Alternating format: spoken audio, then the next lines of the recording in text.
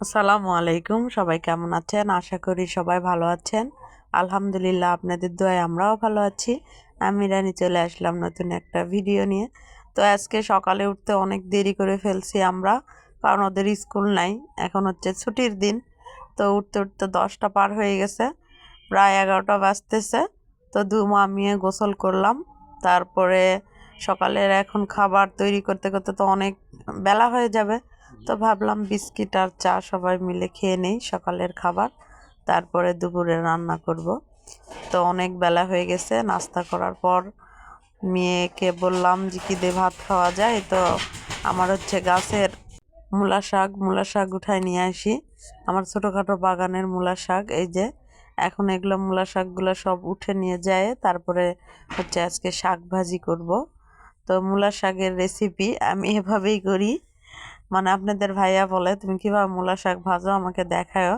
তো ভাবলাম আজকে আমাদের বাগানের শাক উঠায়ে কিভাবে মূলা শাক ভাজতে হয় সেভাবে দেখাবো। সেজন্য আর কি সব কিছু একটু একটু করে তুলে ধরছি। দেখতেই পাচ্ছেন অনেকগুলা শাক হয়েছে, প্রায় এক ভাজি হয়ে গেছে। তো এই তো শাকগুলা উঠাই নিয়ে যাই, ধুবো, তারপরে কাটবো, তারপরে হচ্ছে ভাপ দিয়ে নিব। কারণ মূলা শাক আর সরিষার শাক সবসময় ভাপ দিয়ে নিয়ে তারপর ভাজতে হয়, না হলে একটা তিতকা ভাব আসে। তো আমাদের নওগাঁর মানুষরা আমরা এভাবে ভাপ দিয়ে মূলা শাক আর সরিষার শাক ভাজি। আপনারা কে কোন জেলায় কিভাবে ভাজেন জানি না।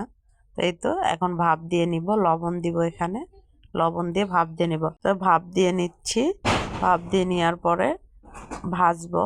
এখানে লবণ দিয়ে দিচ্ছি। তো এই তো দেখেন কতগুলা ছিল, কতটুক হয়ে গেছে। এখন পানি ঝরে নিয়ে আসছি। এখন হচ্ছে বাগার দিব, আমরা বলি তেলানি। এই তো পেঁয়াজ আর রসুন থিতা করে নিয়েছি। এখন হচ্ছে বাগার দিয়ে দিব, হচ্ছে তারপরে ভালো করে ভেজে নিব, তাহলে আমার শাক ভাজি হয়ে যাবে।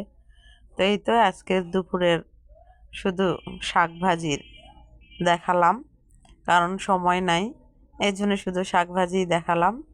তো এই যে শাকটা ভাজা হয়ে গেছে আমার, আর সাথে শুকনা মরিচ ভেজে নিয়েছি আজকে দুপুরের খাবার।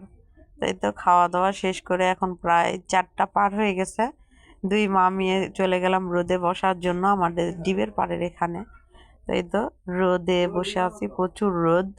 মেয়ে হাতে মেহেদি দিচ্ছিল ওখানে বসে বসে, আর আমি বসে থেকে ভিডিও বানাচ্ছিলাম।